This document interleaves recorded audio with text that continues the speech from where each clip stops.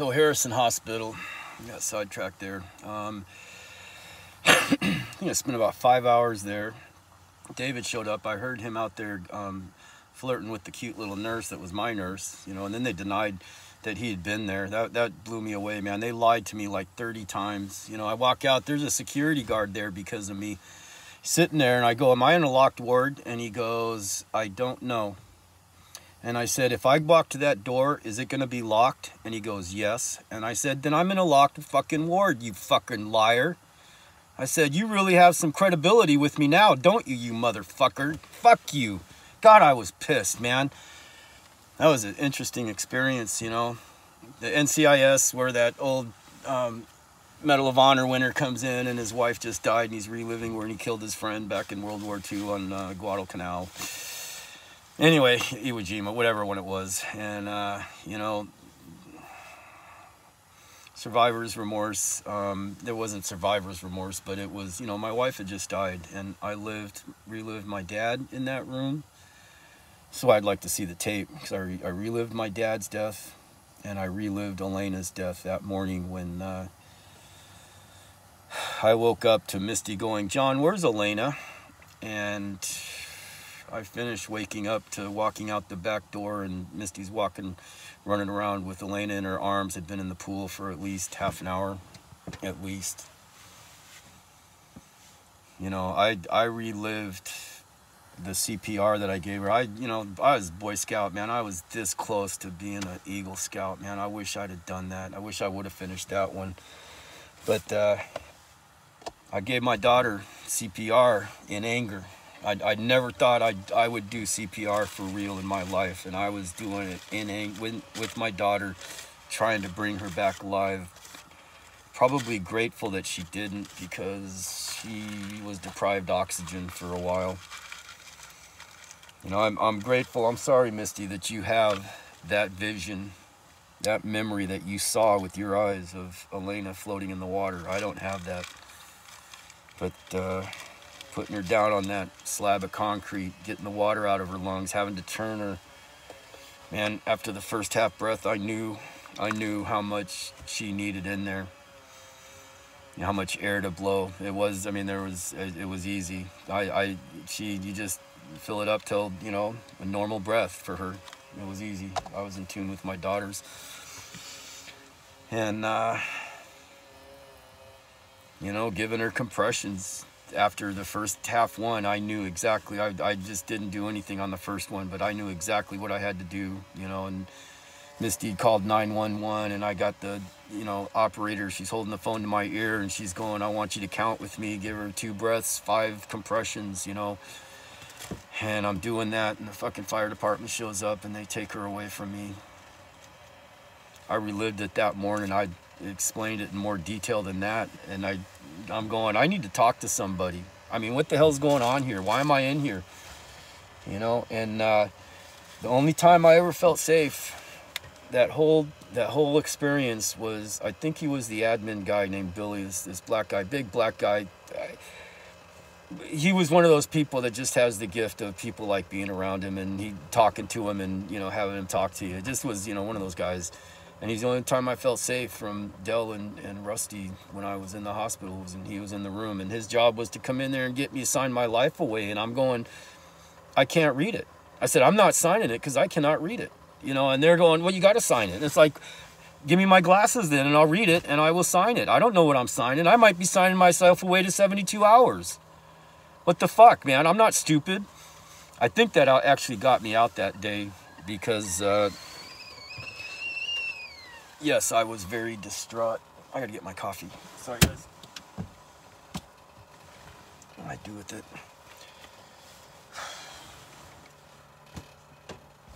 Okay, there it is. Right where I put it. I was distraught that day. I was,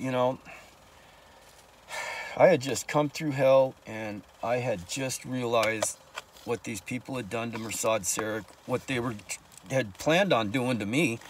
I also started earlier saying that Anna, I think, was the mastermind behind everything. Mirsad Sarek, I don't know about their, her nephew Andrew, but I think she was a mastermind, because I think those people were too fucking stupid, because I walked right through the middle of Deliverance and kicked their ass.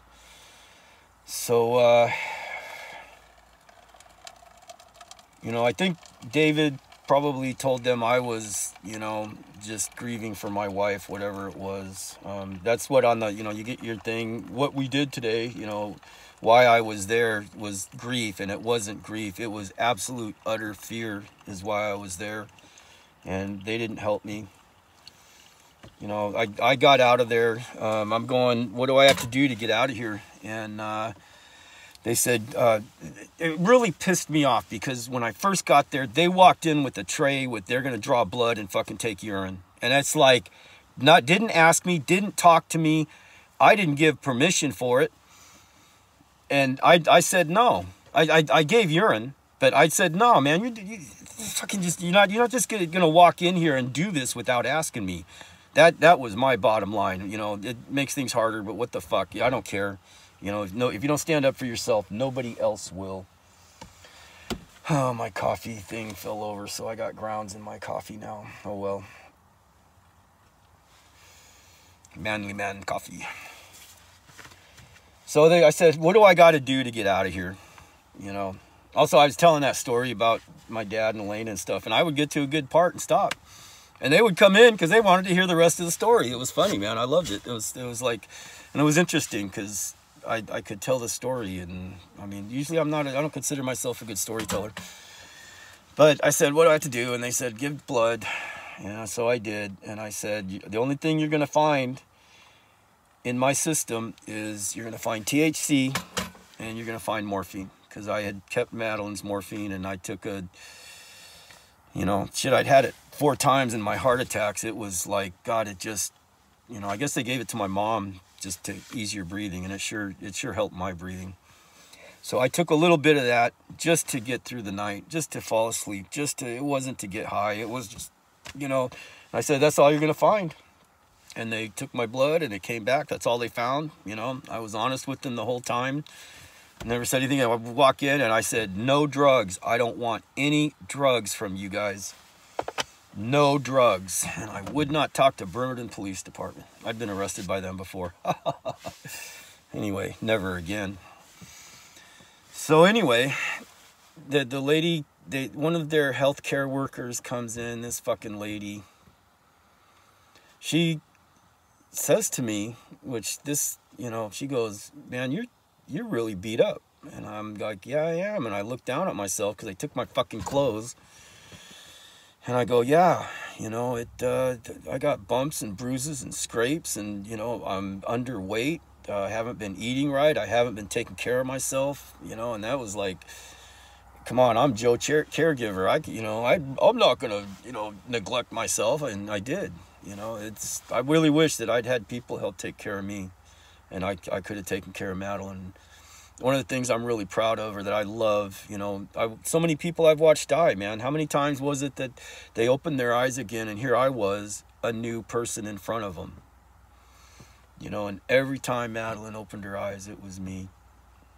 You know, those people wanted to take everything from her, including me. And she still had love to the end of her days. So I you know, am so happy I was able to do that. A little more water.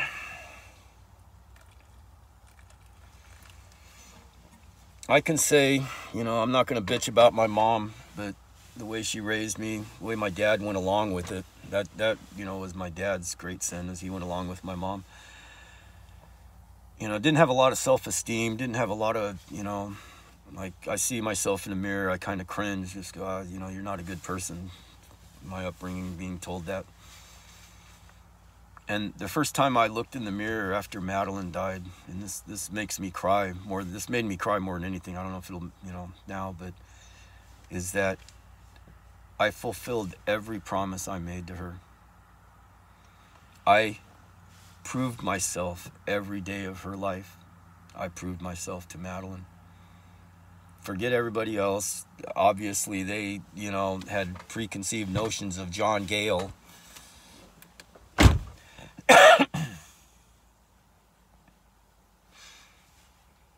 But I looked in the mirror for the first time, and I looked straight back, and I liked what I saw. For the first time in my life. 58 years old.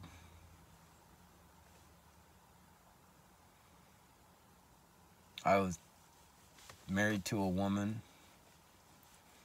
who completed my journey to manhood. It was as drastic as going through puberty.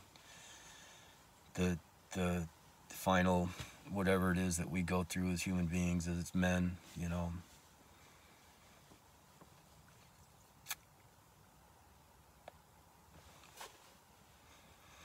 We'll come back.